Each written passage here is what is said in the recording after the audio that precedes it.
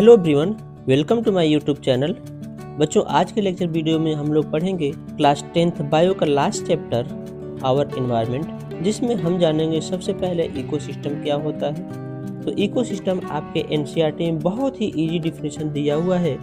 All interacting organisms in an area together with non living constituent of the environment from an ecosystem, यानी कि किसी भी एक area में जो लिविंग ऑर्गेनिजम्स होते हैं उनके साथ जो नॉन लिविंग इन्वायरमेंट हैं वह दोनों ही एक दूसरे पे डिपेंड होते हैं और दोनों ही इकोसिस्टम बनाते हैं, जिसे हम इकोसिस्टम कहते हैं। तो चलिए आगे बढ़ते हैं और देखते हैं कंपोनेंट्स ऑफ इकोसिस्टम के बारे में, जहाँ पे हम देख पाएंगे ये इकोसिस्टम के दो कंपोनेंट्स होते हैं। फर्स्ट जो है लिविंग कंपोनेंट, जिसे हम बायोटिक कंपोनेंट्स कहते हैं, और सेकेंड जो है नॉन लिविंग कंपोनेंट, जिसे हम एबायोटिक कंपोनेंट्स के नाम से जानते हैं।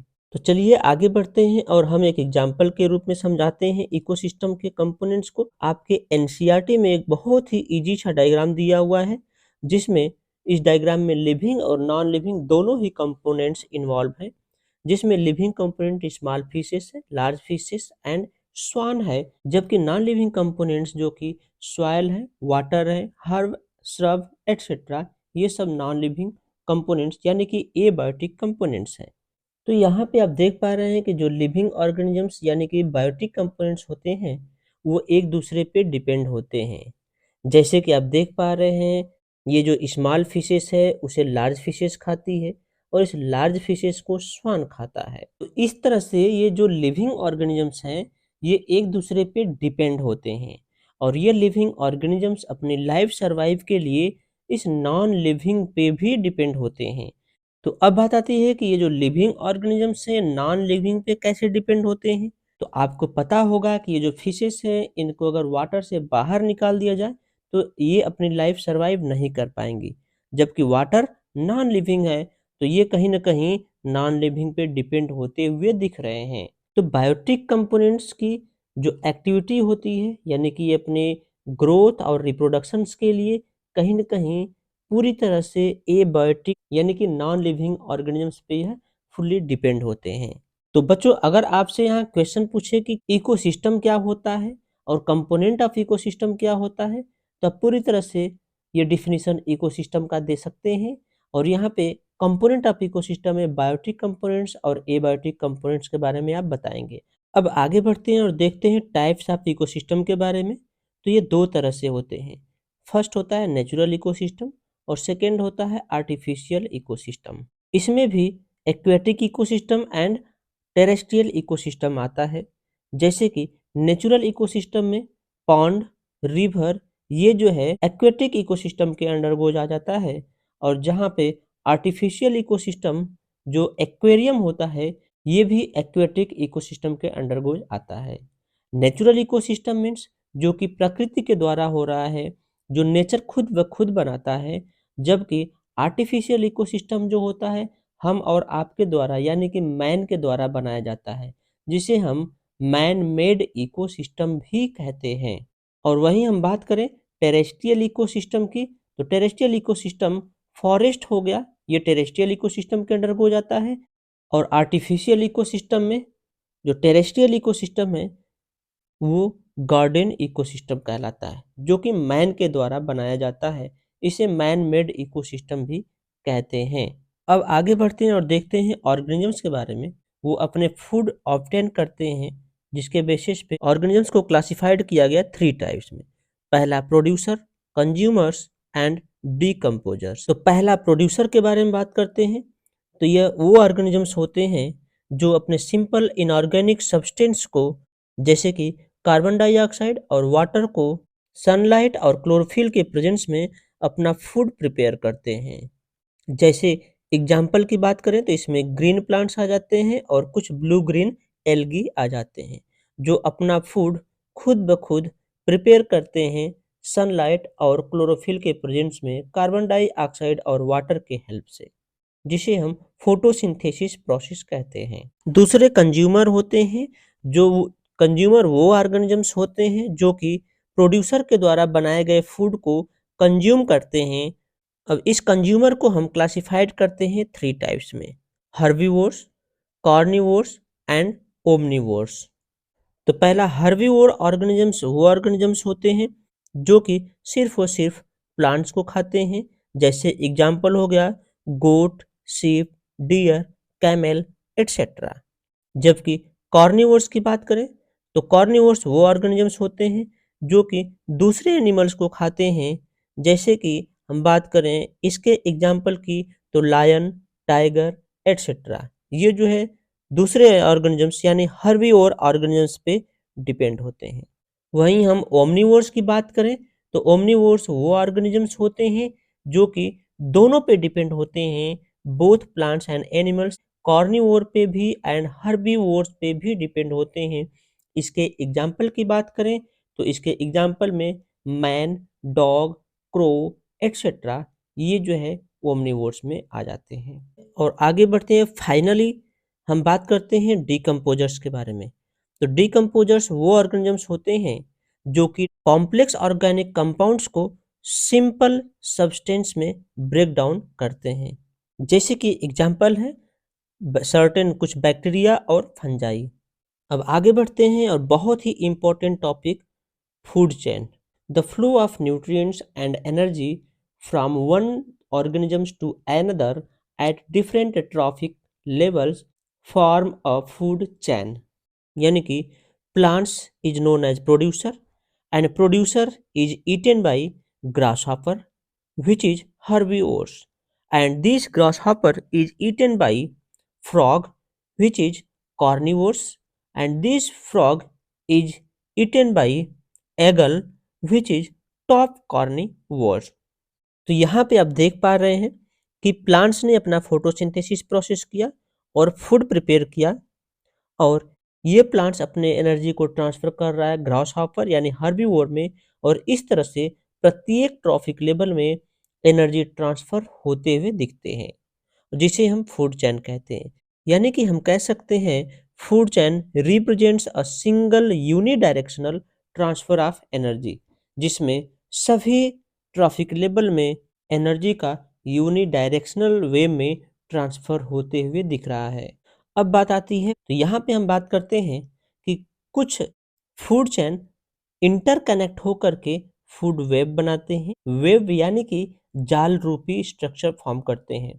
तो यहाँ पे बहुत सारे फूड चेन जो है एक दूसरे के साथ इंटरकनेक्ट होकर के फूड वेब रूपी स्ट्रक्चर फॉर्म करते हैं, जिसे हम फूड वेब कहते हैं।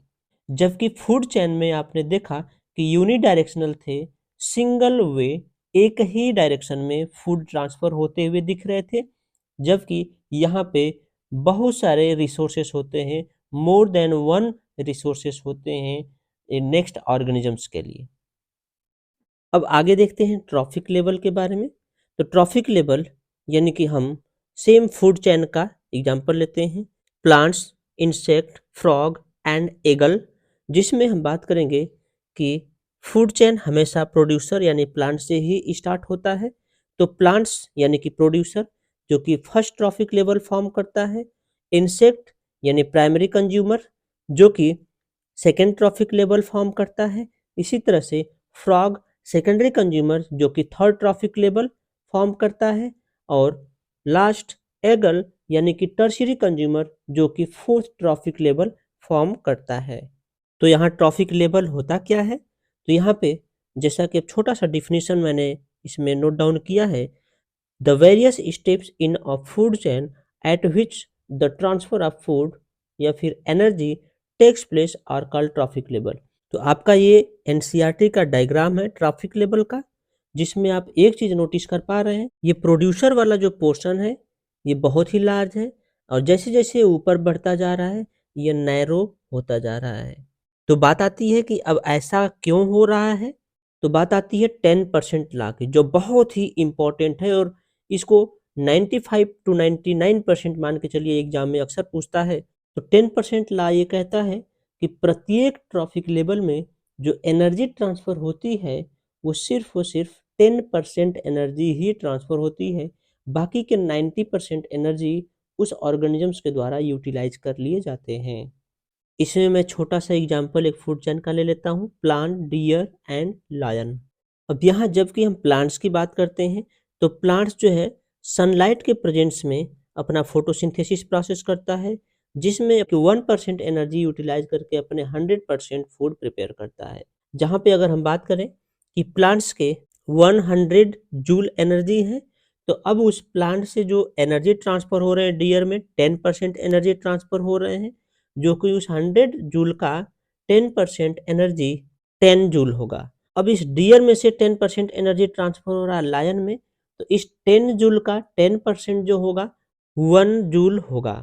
तो इसमें हम बात करेंगे कि इस 10% लॉ में मैक्सिमम 3 to 4 ट्रॉफिक लेवल ही होते हैं। तो आप देख पा रहे हैं कि यह 10% लॉ है, जिसमें 10% ही एनर्जी ट्रांसफर हो रही है from one trophic level to another trophic level. बाकी के 90% एनर्जी को उस ऑर्गेनिजम्स द्वारा यूटिलाइज कर लिया जा रहा है। तो अब इसमें हम लोग कुछ क्वेश्चन डिस्कस कर लेते हैं।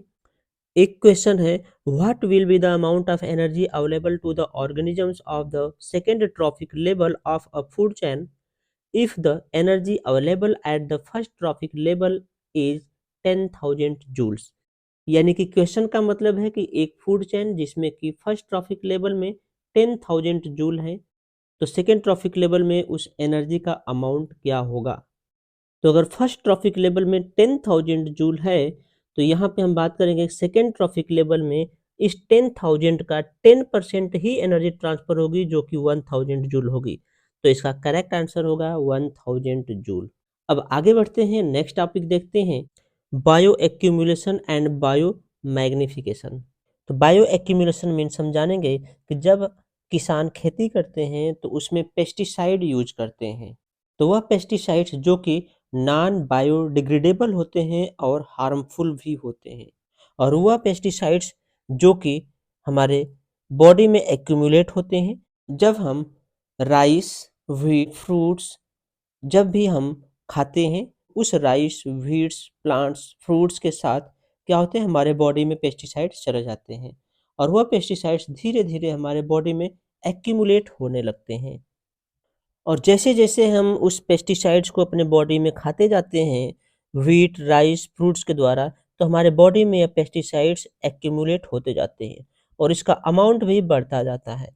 तो इसी को हम कहते हैं बायो एक्यूमुलेशन। आप देख पा रहे हैं डायग्राम में कि नहीं, पेस्टिसाइड्स का एक्यूमुलेशन बढ़ता जा रहा है, इंक्रीज होता जा रहा है, इसको हम बायो एक्यूमुलेशन कहते हैं।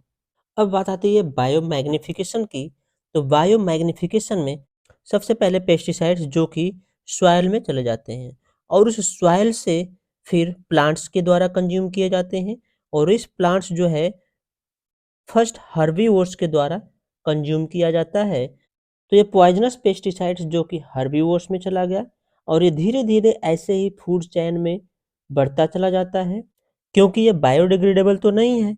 और हम देख पाएंगे कि जो भी ऑर्गेनिजम्स इस फूड चेन का टॉप लेवल में होगा, उसमें इस पेस्टिसाइड्स, इस केमिकल का हाई अमाउंट में उसका कंसंट्रेशन होगा, जो कि हमारे अंदर इस केमिकल का कंसंट्रेशन बहुत हाई अमाउंट में देखने को मिलता है। जैसे कह सकते हैं बायोमैग्निफिकेशन जो है refers to the increase in concentration of harmful chemical substance in the body of living organisms to each trophic level of a food chain. Lecture video अगर पसंद आ रही हो तो इसको लाइक शेयर जरूर कर दीजिएगा और चैनल को सब्सक्राइब कर दीजिएगा, और इसके कुछ लिंक वीडियो मैंने अपने डिस्क्रिप्शन बॉक्स में दे दिया है, वहां से जाकर के आप कुछ इसके अल्टरनेट वीडियो भी देख सकते हैं। तो आइए अब आगे बढ़ते हैं हम अपने नेक्स्ट टॉपिक पे, डिप्लीशन ऑफ ओजोन लेयर। तो इस ओजोन का फार्मूला हम जानते हैं जैसा कि O3 होता है, यानी कि ये 3 ऑक्सीजन एटम से मिलकर एक मॉलिक्यूल्स होता है, यानी कि हमारे इस एटमॉस्फेयर के ऊपर ये एक लेयर फॉर्म कर लेता है जिसे हम ओजोन लेयर कहते हैं, और ये जो है हमें सन के हार्मफुल अल्ट्रावायलेट रेज से हमें बचाता है। तो अब आपके दिमाग में चल रहा होगा कि यह यूवी रेज हमें क्या हार्मफुल पहुंचाते हैं। तो आपको बता दें कि ये जो यूवी रेज है, ये हमें स्किन कैंसर काज कर सकते हैं, जिससे हमें यह ओजोन लेयर बचाता है। तो दोस्तों अब आगे बढ़ते हैं, देखते हैं कि सबसे अच्छी बेनिफिट वाली बात ये होती है कि यह जो सन की यूवी रेज होती है, यही खुद ब खुद हमारे ओजोन लेयर को बनाती है। तो देखिए कैसे बनाती है, तो देखते हैं आगे। ये जो हमारे ऑक्सीजन के ऊपर जब अल्ट्रावायलेट रेज पड़ती है तो यह स्प्लिट कर देती है 2 फ्री ऑक्सीजन एटम में। और ये जो है एक फ्री ऑक्सीजन एटम जो है एक ऑक्सीजन के साथ जब ये जुड़ता है तो ये O3 बना लेता है, यानी जो कि हम ओजोन कहते हैं। तो ये डे बाय डे जैसे कि सन की यूवी रेज हमारे इस एटमॉस्फेयर के ऊपर पड़ती है उस ओजोन लेयर पे, तो यहाँ पे हमारे इन्वायरमेंट में जो ऑक्सीजन है वो ऐसे ही स्प्लिट होते जाते हैं और ये फ्री ऑक्सीजन एटम में टूट जाते हैं और वहाँ से एक फ्री ऑक्सीजन एटम जो है कि ऑक्सीजन के साथ जुड़ करके ओजोन लेयर बना लेता है। तो अब बात आती है कि इस हमारे ओजोन लेयर का डिप्लेशन होता जा रहा है, तो इसके लिए कहीं न कहीं हम और आप ही रिस्पॉन्सिबल होते हैं, जिसमें कहीं न कहीं एनवायरनमेंट पॉल्यूशन के द्वारा हो रहा है, जिसमें हम रेफ्रिजरेटर के द्वारा, एसी के द्वारा सीएफसी गैसेस रिलीज़ करते हैं और जो कि ऊपर जाता है इस एनवायरनमेंट में, तो ये जो है हमारे इस ओजोन लेयर को डिप्लेशन कर रहा है, क्षति पहुँचाता है। तो दोस्तों आज के इस लेक्चर वीडियो को यहीं ख़त्म करते हैं। वीडियो कैसी लगी हो? अगर वीडियो अच्छी लगी हो तो इसे लाइक एंड शेयर ज़रूर कर दीजिएगा, चैनल को सब्सक्राइब कर दीजिएगा। Thank you to watching this video.